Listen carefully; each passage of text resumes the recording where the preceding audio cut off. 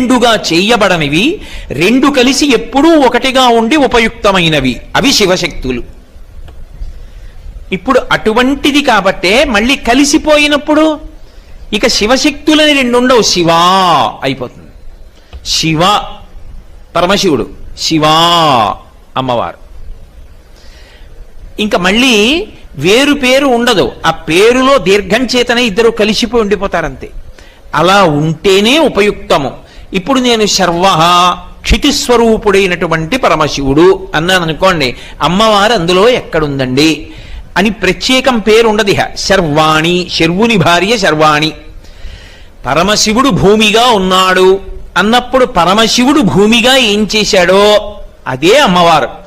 లేదు ఇంకా మీకు బాగా అర్థమయ్యేట్టు చెప్పాలంటే కారు యొక్క పరిగెత్తగలిగిన శక్తి, అమ్మవారిని శక్తిగా చెప్తాం కాబట్టి